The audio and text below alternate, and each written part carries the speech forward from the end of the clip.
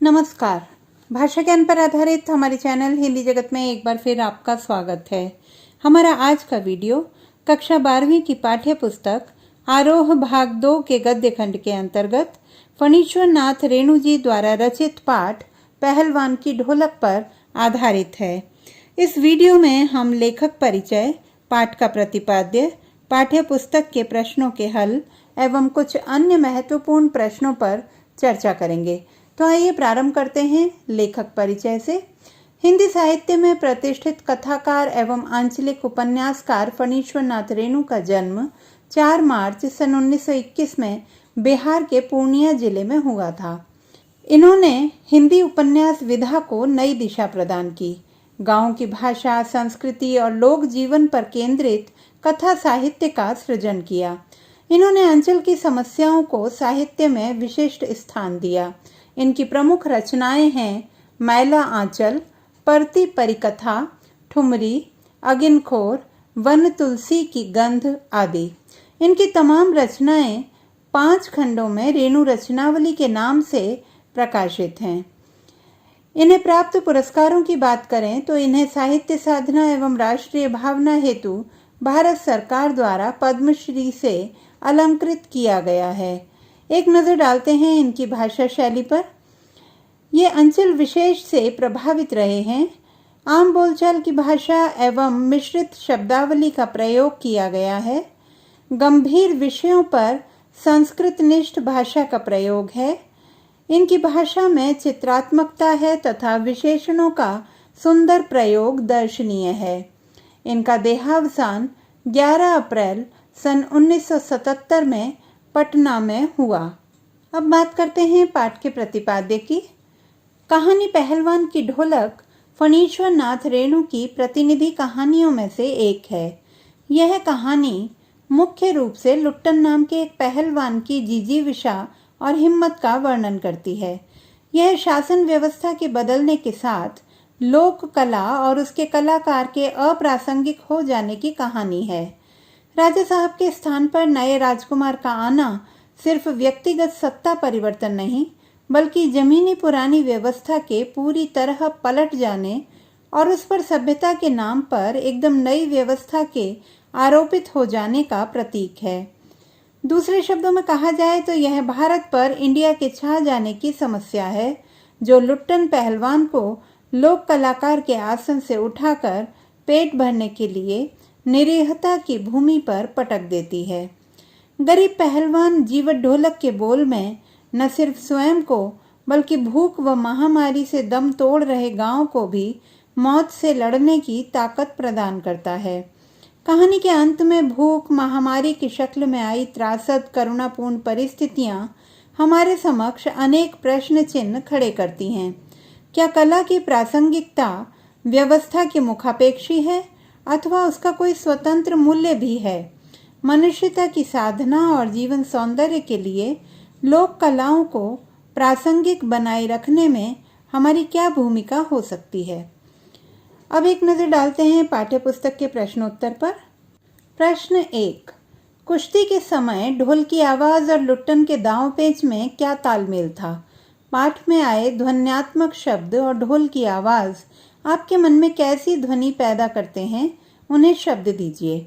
उत्तर, कुश्ती के समय ढोल की आवाज़ लुट्टन के दांव पेच में अद्भुत तालमेल था।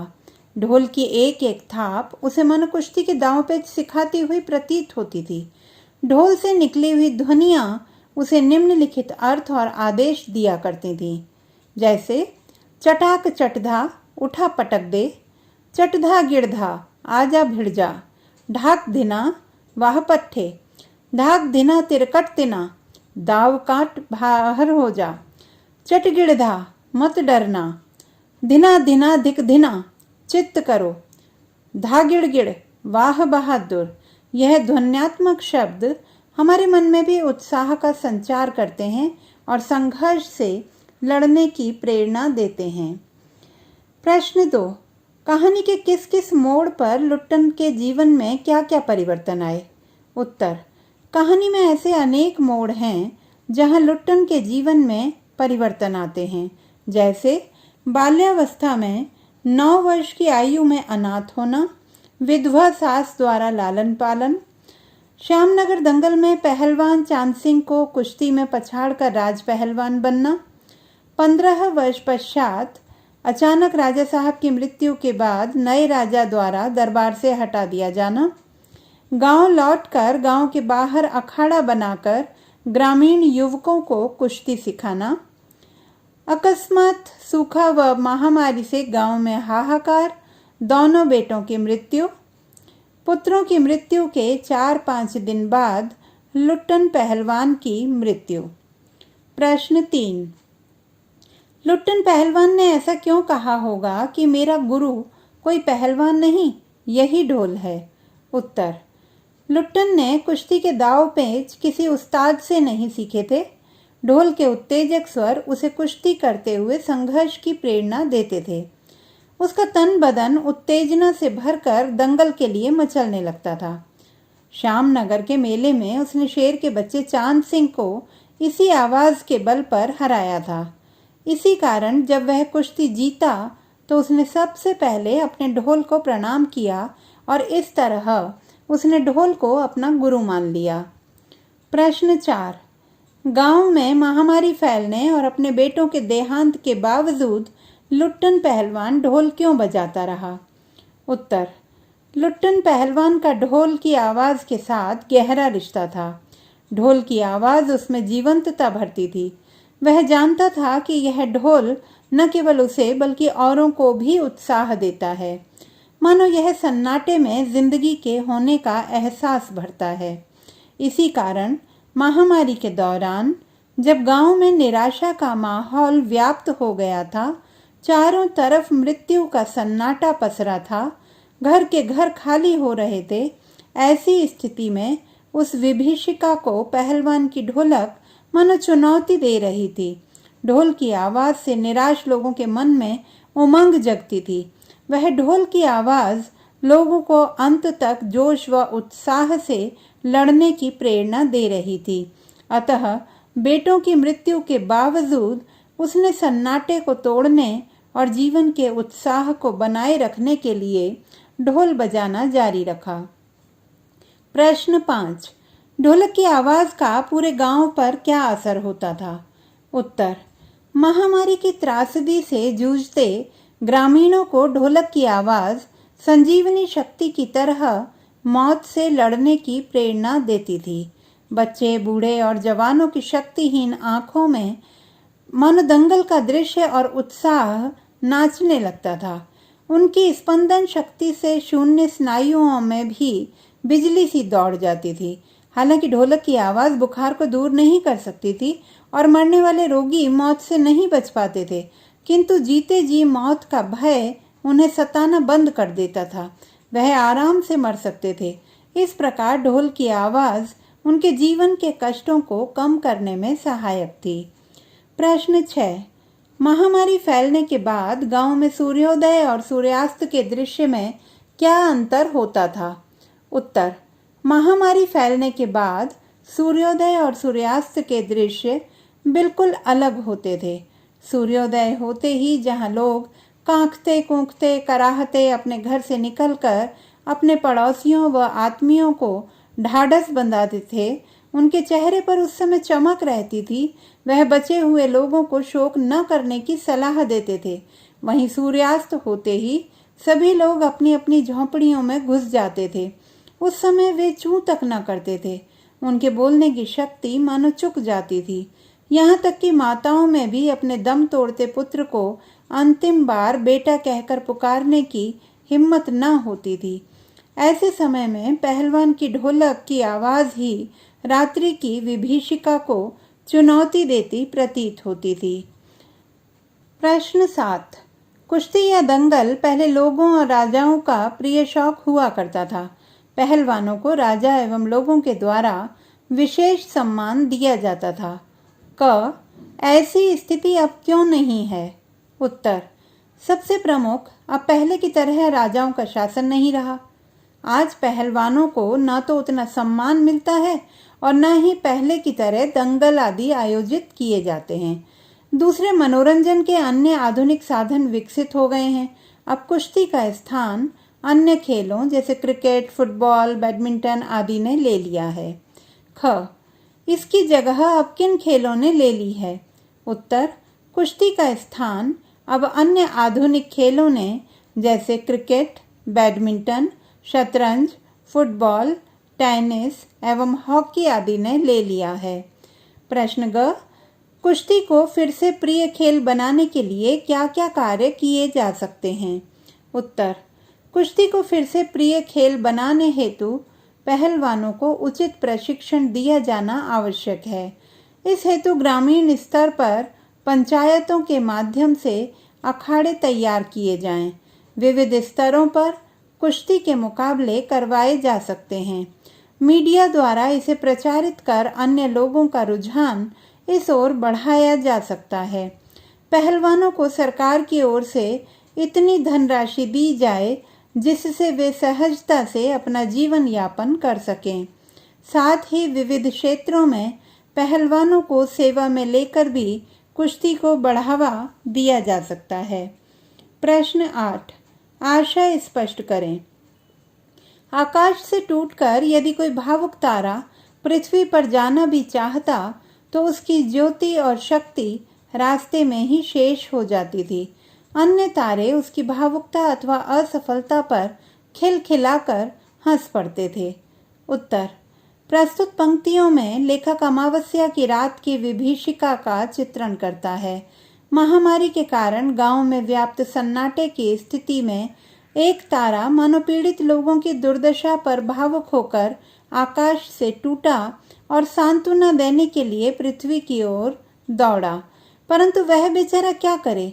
इतनी दूर होने के कारण उसकी ज्योति और उसकी शक्ति रास्ते में ही समाप्त हो गई। अन्य तारे उस टूटे हुए चमकीले तारे को असफल देखकर, उसकी भावुकता देखकर उस पर हंसने लगे। आशय यह है कि स्थिर तारे चमकते रहते हैं और टूटा हुआ तारा समाप्त हो जाता है। प्रश्न 9, पाठ में अनेक स्थलों पर प्रकृति का मानवीकरण किया गया है। पाठ में से कुछ ऐसे अंश चुनिए और उनका आशय स्पष्ट कीजिए। उत्तर, प्रकृति के मानवीकरण रूप के कुछ उदाहरण दर्शनीय हैं। अंधेरी रात चुपचाप आंसू बहा रही थी। आशय, लेखक के अनुसार जाड़े की अंधकारमयी रात में पड़ती हुई ओस रात्रि के आंसू के समान प्रतीत होती थी। तारे उसकी भावुकता अथवा असफलता पर खिलखिलाकर हंस पड़ते थे।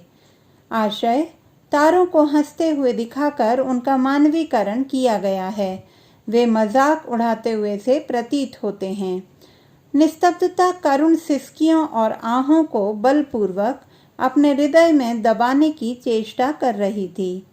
आशय, वातावरण में ऐसी घोर शांति थी कि आह या वेदना की अभिव्यक्ति भी प्रकट नहीं हो पा रही थी। वस्तुतः मलेरिया व हैजा पीड़ित भयार्त गांव एकदम सुनसान एवं शांत हो गया था। ढोलक लुढ़की पड़ी थी। आशय, यहाँ पहलवान की मृत्यु का वर्णन किया गया है। पहलवान और ढोलक का परस्पर घनिष्ठ संबंध दिखाया गया है।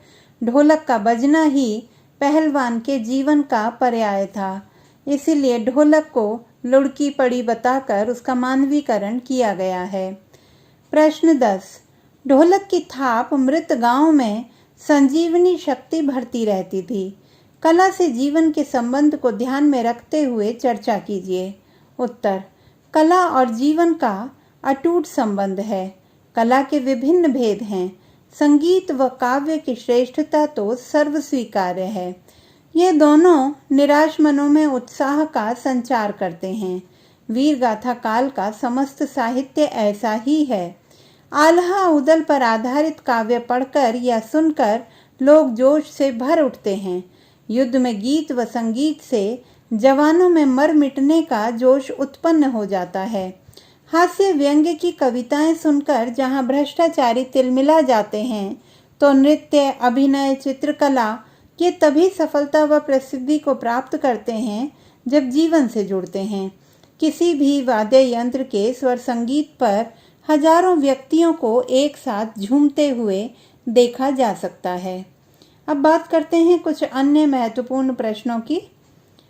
पहलवान की ढोलक कहानी का प्रतीकार्थ स्पष्ट कीजिए। उत्तर, पहलवान की ढोलक कहानी व्यवस्था के बदलने के साथ साथ लोक कला और उसके कलाकार के अप्रासंगिक हो जाने को रेखांकित करती है। राजा साहब के मरने और नए राजा के आने पर नई व्यवस्था ने जन्म लिया था। पुराने सभी संबंध समाप्त कर दिए गए। पहलवानी जैसे लोकप्रिय खेल को समाप्त कर घुड़सवारी को स्थान दिया गया। यह भारत पर इंडिया के छा जाने का प्रतीक है। ऐसी व्यवस्था लोक कलाकार को भूखों मरने पर मजबूर कर देती है। प्रश्न 2, पहलवान की ढोलक कहानी के प्रारंभ में चित्रित प्रकृति का स्वरूप कहानी की भयावहता की ओर संकेत करता है। इस कथन पर टिप्पणी कीजिए। उत्तर, कहानी के प्रारंभ में वर्णित प्रकृति का भयावह स्वरूप कहानी की भयावहता को बढ़ा देता है। रात्रि के गहन अंधकार के मध्य सियारों का क्रंदन, पेचक की डरावनी आवाज निस्तब्धता को कभी कभी भंग कर देती थी। गांव की झोंपड़ियों से कराहने और कै करने की आवाज सुनाई पड़ती थी। बच्चे भी कभी कभी निर्बल कंठ से माँ को पुकार कर रो पड़ते थे, परंतु उससे रात्रि की निस्तब्धता में बाधा नहीं पड़ती थी। प्रश्न 3, लुट्टन सिंह को राज पहलवान बनाने पर राज पंडित और मैनेजर ने उसका विरोध क्यों किया था? उत्तर, राज पंडित और मैनेजर जातिवादी उच्चता के विष से परिपूर्ण थे। उन्होंने मुंह पिचकाकर लुट्टन की निम्न जाति का उल्लेख करते हुए इसे सरासर अन्याय बताया था। वे उसकी निम्न जाति को लेकर पग पग पर रोड़े अटका रहे थे, परंतु उनके विरोध को नकारते हुए राजा ने कहा कि उसने क्षत्रिय न होते हुए भी क्षत्रिय का काम किया है, अतः वह राज पहलवान बनने की योग्यता रखता है। प्रश्न 4, राजनीतिक षड्यंत्र किस प्रकार किसी का बंटाधार कर सकते हैं? प्रमाणित कीजिए। उत्तर, मनुष्य को राजनीतिक षड्यंत्रों के प्रति सजग रहना चाहिए। पाठ में राजा का मैनेजर षड्यंत्र पूर्वक पहलवान को दरबार से निकलवा देता है।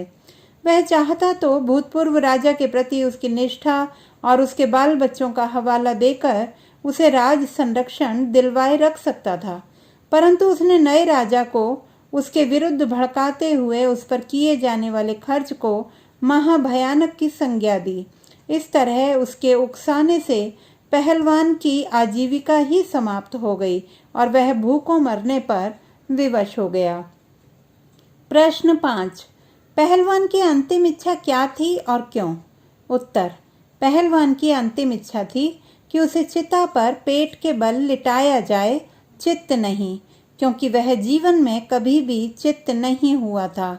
उसकी दूसरी इच्छा थी कि उसे आग देते समय ढोल अवश्य बजाया जाए, क्योंकि ढोल की उत्साही आवाज में पहलवान के प्राण बसे हुए थे। वह ढोल को अपना गुरु मानता था। तो बच्चों, आशा करती हूँ कि यह वीडियो पाठ को विस्तार से समझने में सहायक सिद्ध होगा। पाठ के सूक्ष्म अध्ययन हेतु बहुवैकल्पिक प्रश्नों पर आधारित हमारा वीडियो देखना ना भूलें। यह न केवल ऑनलाइन परीक्षा हेतु उपयोगी होगा, बल्कि पाठ के गहन अध्ययन में भी सहायक सिद्ध होगा। भाषा संबंधी किसी भी समस्या के समाधान हेतु बने रहिए। सुनीता भटनागर हिंदी जगत के साथ। आपका दिन शुभ हो।